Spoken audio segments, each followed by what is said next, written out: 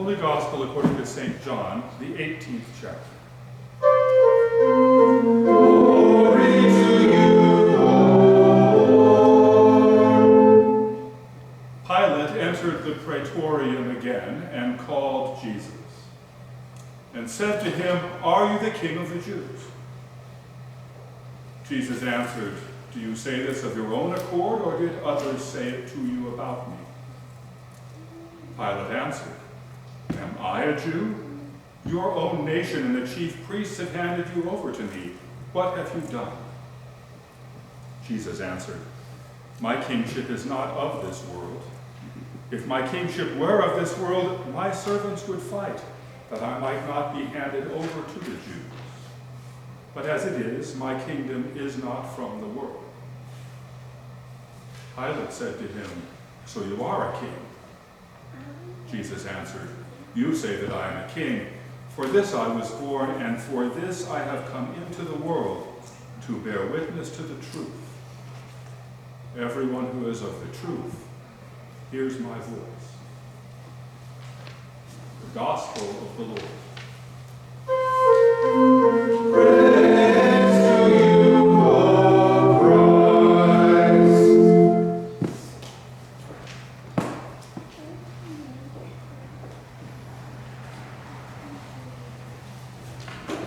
Grace, peace, and much joy to you, people of God.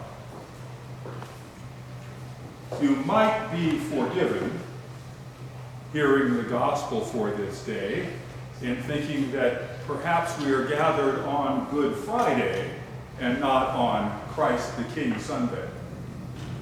We enter into the Passion story according to St. John as the governor of a remote province of the Roman Empire enters his praetorium to interrogate a man who has been betrayed by one of his friends, abandoned by the rest of them, and arrested by the religious authorities.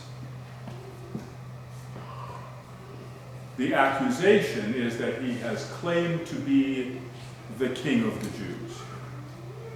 That's the way Jesus' accusers translated his claim to be the Messiah, the Christ, the promised king of David's line. Translated that religious claim into political language that the governor could understand. He's claiming to be a king, and you're the emperor's governor. And so, the governor, Pilate, calls upon the prisoner, Jesus, to plead guilty or not guilty to this charge. But Jesus says that the word king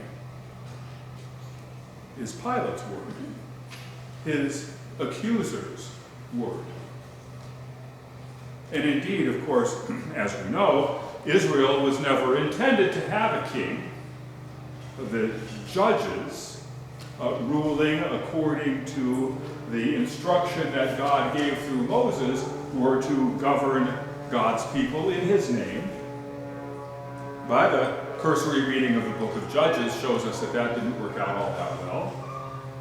And so when, in 1 Samuel chapter 8, the people come and ask the last of the judges, Samuel, to give them a king, appoint a king over us so that we can be ruled by like all the other nations, Samuel warns them that there will be pitfalls.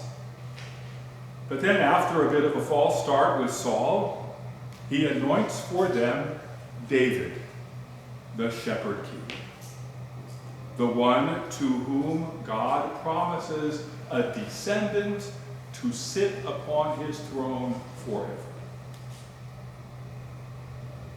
And Christians believe that Jesus Christ is in fact that successor, that promised Messiah, the Davidic king who will rule forever, the anointed one, the Christ. And he is like David, a shepherd king. He calls himself the Good Shepherd. He says, "My sheep hear my voice. I know them, they know me. They follow me because they recognize my voice." In this sense, he is a king. He is the faithful witness to the truth. He tells Pilate, "This is the reason I came into the world, to bear witness to the truth." The kingdom of which he is king draws near as he proclaims it.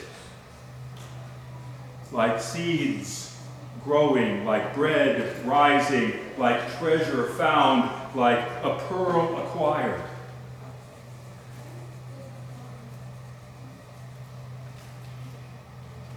It is not like the kingdoms of the world. And he is not like the kings of the world. His claim is actually much more subversive than a claim of political power as over against Caesar or any of the ruling powers of this world. Much more subversive, certainly in our day, our postmodern age, for he claims to be a witness to the truth. And we live in an age that recognizes no truth beyond my truth, your truth. Maybe they'll meet, but they might just pass like ships in the night, each of us going our own way, but with our own truth.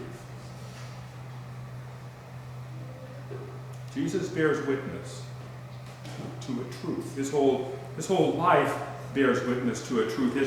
It's a particular truth. It's a truth of a man born in an outlying province of the Roman Empire, in a particular time, in a particular place, and crucified there under a particular titulus, a sign that says, "The King of the Jews."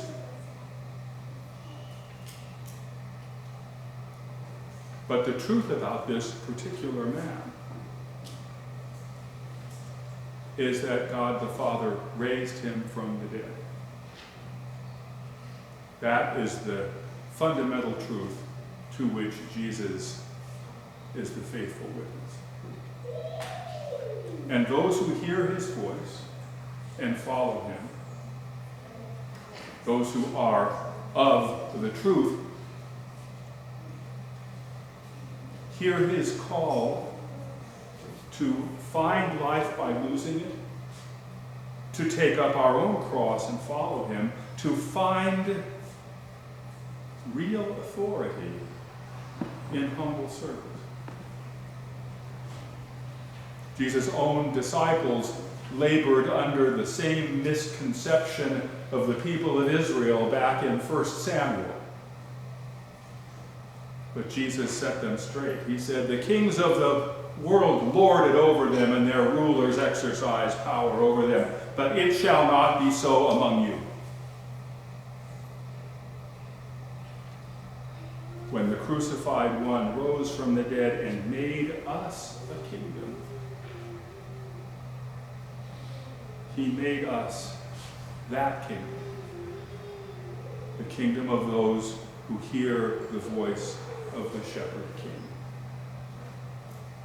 And who profess week after week at his altar that Christ, the particular one who died, is the particular one who was raised,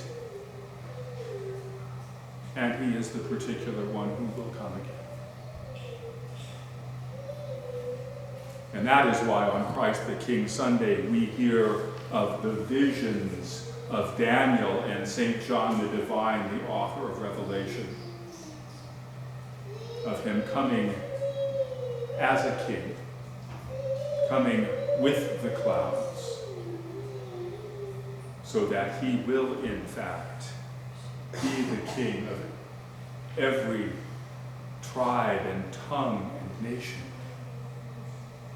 His particular claim is a universal claim. Because the power that raised him from the dead, the love that will rule all in all, God the Father, the one who says here at the beginning of Revelation, I am the Alpha and the Omega, is the one who gives him, the one who died and was raised, the eternal kingdom. Jesus Christ, particular, yes, but universal. He is the one who is the same yesterday, today, and forever. He is the one who at the end of the book of Revelation will say, I am the Alpha and the Omega, the first and the last. Present at the beginning of this creation, and the one who will bring it when he comes in the clouds to its consummation. But when he comes as king, his body will still bear the wounds of crucifixion. For it is there on the cross, crucified as King of the Jews,